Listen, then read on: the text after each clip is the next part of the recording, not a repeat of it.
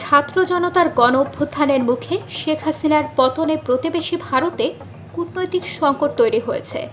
প্রতিদ্বন্দ্বী চীনকে মোকাবিলা করতে এবং ইসলাম ঘেঁষা বিকল্পকে রোধ করতে শেখ হাসিনাকে সমর্থন করেছিল নয়াদিল্লি। ভারতীয় গণমাধ্যম বলছে, বাংলাদেশ নিয়ে নয়াদিল্লি এখন প্রবল কূটনৈতিক চ্যালেঞ্জের মুখোমুখি হচ্ছে।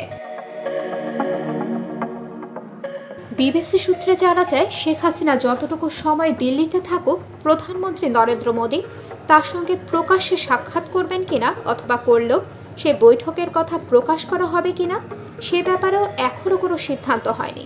অথচ শেখ হাসিনা নিজে এই দেখা করার ব্যাপারে আগ্রহ প্রকাশ করেছিলেন।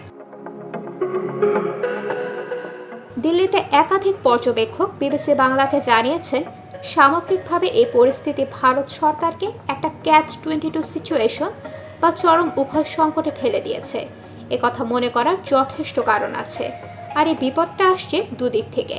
এক, ব্যক্তি শেখ হাসিনার ক্ষেত্রে দিল্লি কি পদক্ষেপ নেবে, আর দুই, বাংলাদেশের ভেতরে যা ঘটছে সেটাকেই বা দিল্লি কিভাবে অ্যাড্রেস করবে। এদিকে বাংলাদেশের অন্তর্বর্তীকালীন সরকারের প্রধান ডক্টর মোহাম্মদ ইউনূস ক্ষমতা গ্রহণের পর ভারতের প্রধানমন্ত্রী নরেন্দ্র মোদী তাকে শুভেচ্ছা জানিয়ে বলেছেন, নয়াদিল্লি ঢাকার সঙ্গে কাজ করতে প্রতিশ্রুতিবদ্ধ।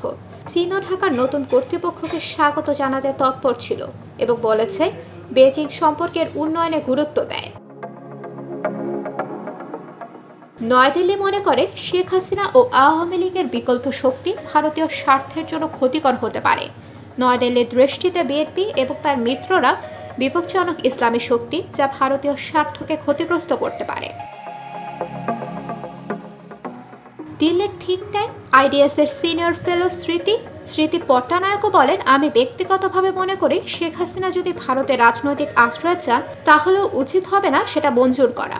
তার যুক্তি, বাংলাদেশের সম্প্রতি সরকারের বিরুদ্ধে যে তীব্র আন্দোলন হয়েছে তাতে ভারত বিরোধিতাও যুক্ত ছিল।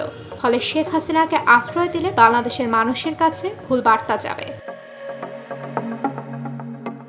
তবে বাংলাদেশের নতুন নেতা ডক্টর ইউনূস বন্ধুত্বের বার্তা দিয়েছেন। শপথ নেওয়ার আগে ইকোনমিস্ট ম্যাগাজিনে তিনি লিখেছেন, যদিও কিছু দেশ যেমন ভারত ক্ষমতাচ্যুত প্রধানমন্ত্রীকে সমর্থন করেছে এবং এর ফলে বাংলাদেশি জনগণের শত্রুতা অর্জন করেছে, তবে এই ধরনের তিক্ততা সরানোর অনেক সুযোগ থাকবে। এছাড়াও বাংলাদেশের ভেতরে এই মুহূর্তে যে ধরনের পরিস্থিতির খবর, তাতে বাংলাদেশ নিয়ে দিল্লির কি করণীয় আছে তা নিয়েও পর্যবেক্ষক ও বিশ্লেষকদের মধ্যে স্পষ্ট দ্বিমত আছে।